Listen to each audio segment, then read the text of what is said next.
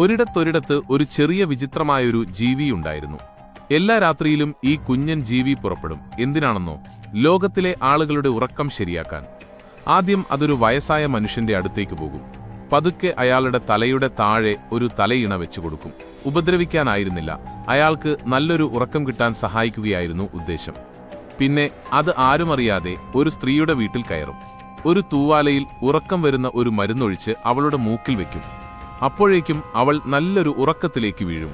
അതിനുശേഷം അതൊരു കൈക്കുഞ്ഞുള്ള വീട്ടിലേക്ക് പോയി. ആ കുഞ്ഞിന്റെ നിഷ്കളങ്കമായ മുഖം കണ്ട് അത് പുഞ്ചിരിക്കും. പക്ഷേ പെട്ടെന്ന് അതിന്റെ മാന്ത്രിക സഞ്ചാരത്തിൽ നിന്ന് ഒരു കുഞ്ഞു ചുറ്റിക പുറത്തെടുക്കും.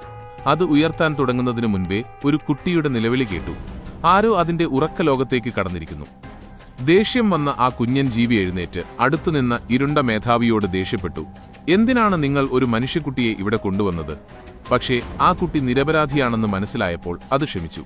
എന്നിട്ട് ആ കുട്ടിയുടെ നെറ്റിയിൽ ഒരു നല്ല രാത്രി ചുംബനം കൊടുത്തു.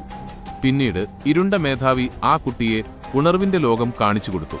അവിടെ ആളുകൾ ജോലി ചെയ്യുമ്പോൾ മയങ്ങിപ്പോകുന്നത് കുട്ടി കണ്ടു. ജോലി നഷ്ടപ്പെടുമെന്ന ഭയം പോലെ ഇരുണ്ട മേധാവി ആളുകളിൽ ഭയം നിറച്ചു. എന്തിനാണെന്നോ? അവരെ വീണ്ടും ഉണർത്താൻ.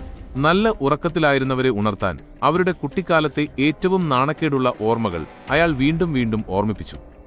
അപ്പോഴാണ് ആ കുട്ടിക്ക് മനസ്സിലായത്, നമുക്ക് രാത്രിയിൽ ഉറക്കം കിട്ടാതെ വരുന്നത്, അല്ലെങ്കിൽ അസ്വസ്ഥമായ ഉറക്കം വരുന്നതിന്റെ യഥാർത്ഥ കാരണം ഈ ഉണർവിന്റെ ലോകത്തിലെ തണുത്ത അവസ്ഥയാണെന്ന്.